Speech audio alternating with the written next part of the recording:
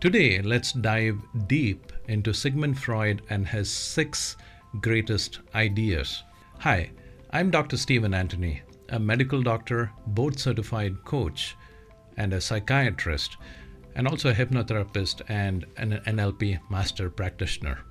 Our purpose on this channel is to make entertaining cinematic videos backed by science and psychology with a touch of history so that you not only enjoy watching them, but also learn powerful insider secrets to help you create a fulfilling life. So hit the subscribe button if you haven't already, and I promise to make it worth your while.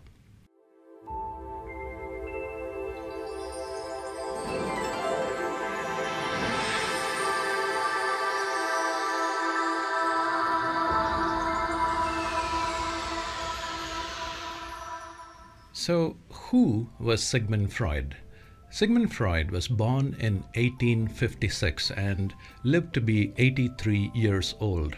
He was an Austrian neurologist and the father of psychoanalysis, a transformative method for treating psychopathology through profound dialogue between the patient and the psychoanalyst. He believed that by exploring your unconscious mind, the part that you are not fully aware of, you can find relief from psychological distress. He introduced techniques such as free association, where you say whatever comes to your mind without filtering, and transference, where feeling towards one person are projected onto another person. Now, these methods allow patients to delve into the hidden recesses of the unconscious mind and explore thoughts and emotions, which lead to powerful insights and psychological solace. Now, before we begin to explore the 6 greatest ideas, if you find this type of content interesting, don't forget to like, subscribe, and share for more content like this. For therapy, coaching, and more, visit the links in the description box below. Now let's look at idea number 1, the unconscious mind. Imagine your mind is like an iceberg. The small part above the water is your conscious mind, everything you're aware of right now. But below that surface lies a vast hidden area, the unconscious mind. This is where all those forgotten memories, suppressed desires, and hidden feelings reside. Now, they may not be in our immediate awareness, but they still influence how we think and act. Freud once said, "Our mind has a secret garden called the unconscious. It's where we keep feelings and thoughts we don't know about, or sometimes things we are not ready to face." In fact, Freud challenged the notion that our behavior is always driven by rational thought. Idea number 2, the structure of the mind, the ego, id, and superego, the psyche's trinity. Freud described the mind as having 3 parts. The id, which is the primal part that seeks immediate gratification. It's about instinct and desire. Think of it as the kid inside you that wants what it wants right now, unrestrained by reason or reality. The second part is ego. The ego acts as the mediator, the navigator between the id and the real world. It tries to fulfill the id's desire in socially acceptable ways. And the third part is the superego, the moral conscience that holds our ideals and values. It judges our actions and can even make us feel guilty. Freud said this triad is responsible for mediating the various instincts we have within our subconscious mind. This delicate dance is what creates our personality. This trinity influences our decisions and behavior. Idea number 3, the psychosexual development theory. Freud proposed that we go through several stages of development, and each one impacts who we become as adults. Now, let's break them down. The first stage is known as the oral stage, which is seen in infancy. When we are babies, everything revolves around the mouth. In the dawn of life, the mouth becomes a portal to the world as a pleasure-creating organ. How you are fed teaches you about finding comfort and trust through the outside world. Freud suggested that if a nursing child's appetite was frustrated during any stage, the resulting anxiety could carry over into adulthood, manifesting as a neurosis or a functional mental disorder. This can be seen in his work, 3 Essays on Theory of Sexuality. Here's a fun fact. Freud was a heavy cigar smoker. When a student asked whether his pleasure in smoking can be traced back to this first oral stage of development, Freud famously retorted, "Sometimes a cigar is just a cigar," implying that not every aspect of behavior has a hidden meaning. The second stage is also known as the anal stage, which he described in toddlerhood. This is the potty training phase. This is the stage when the parent tries to get the kid to use the potty and not use the diaper anymore. The kid learns to cope with this parental demand and tries to develop control to retain that poop and use the potty instead. Now, how the kid and the parent interacts during this stage can influence whether the kid becomes organized and follows rules or turns rebellious. Now, if the parents are too strict with enforcing toilet training, it might lead to the development of a compulsive personality. This is also known as anally retentive behavior, which is an obsessively organized or excessively neat person. Now, if the parents were very casual and consistently allowed the child to indulge in impulsive toilet emptying, it creates a self-indulgent personality, also known as anally expulsive, which is a reckless, careless, defiant, and disorganized person. The next stage he described was the phallic stage in the preschool years. He believed that during this age, the energy transfers from the anal region to the genital region, and the kid between this age of 3 and 6 starts to notice the mysteries of gender differences and begins to comprehend their own identity.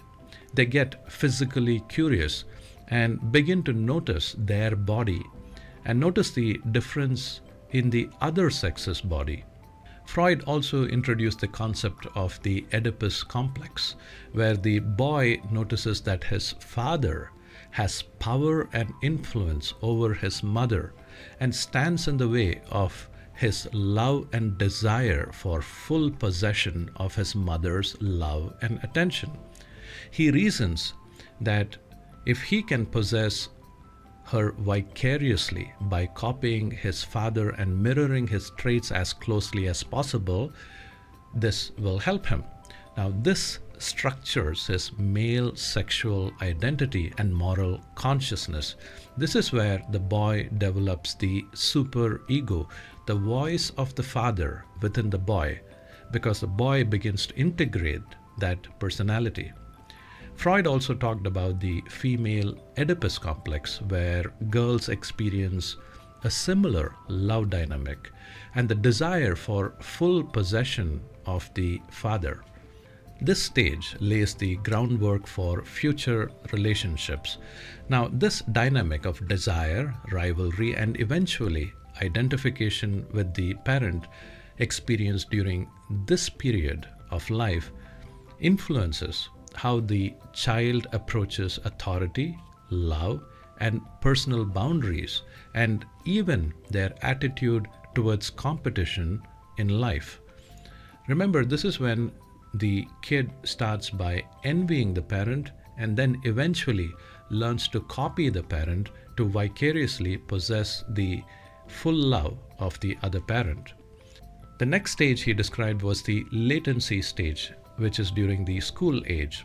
From around the age of 6 until puberty, the earlier feelings become dormant, and this period is devoted to enrichment of the mind. The child immerses in learning, cultivating friendships, and discovering the world's wonders and the importance of teamwork. Neurosis in this stage usually results from the improper resolution of the earlier phases and failures in attempts to direct the energies towards socially acceptable norms and standards. The next stage he described was the genital stage, which is seen in adolescence and beyond. With puberty, there is a renewed renaissance of desire that unfolds with a focus on relationships and sexuality. The person tries to navigate sexuality in a consensual and mature way rather than in a solitary and infantile way. And this experience organizes their intellect and shapes their behavior. Freud thought that if we faced challenges or fixations in any stage, it could influence our personality and behavior later on. Let's look at idea number 4 that Freud is famous for: free association. Free association is similar to a journey without a map, where the patient is allowed to think and speak whatever comes to their mind. This uninhibited discourse serves almost like a treasure map, guiding both the patient and the analyst through the pathways of the unconscious mind. By encouraging individuals to voice thoughts without censorship, it helps bring unconscious thoughts to the surface. So how does it work in practice? The patient is invited to relax and share a stream of thoughts, feelings, and memories, and even dreams, unburdened by the need for logic. The therapist listens with keen attention and notices recurrent themes and significant cues, and observes moments of hesitation and diversion which may point to areas of strife. Through collaborative exploration, the psychoanalyst then discovers patterns that reveal hidden conflicts or desires affecting the behavior. Towards the end of his work, Freud remarked, "I thought I was a philosopher, but I'm nothing but a detective." Here's a picture of Sigmund Freud's sofa, where he conducted his psychoanalysis. Idea number 5, defense mechanisms. When faced with inner turmoil or unsettling truths, the psyche employs defense mechanisms. This is a repertoire of unconscious strategies that shield us from anxiety and preserve our self-image. Some common ones you may have heard of are denial, which is refusing to accept reality. For example, blocking obvious signs of problems in a relationship from awareness. Another one is repression, where you bury unpleasant thoughts into the unconscious mind so you are never aware of them. Another one is projection, where we attribute one's own unacceptable desires or impulses onto others.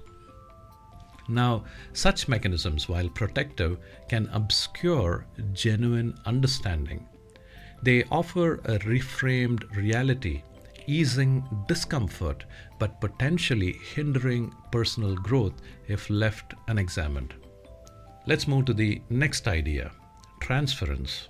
Transference is a phenomenon where emotions and desires originally associated with significant figures from one's past are projected onto new relationships, particularly within therapy.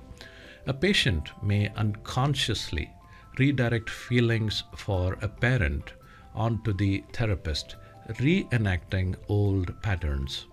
Recognizing this can be transformative, helping to uncover unresolved emotions, offering a path towards healing and increased self-awareness.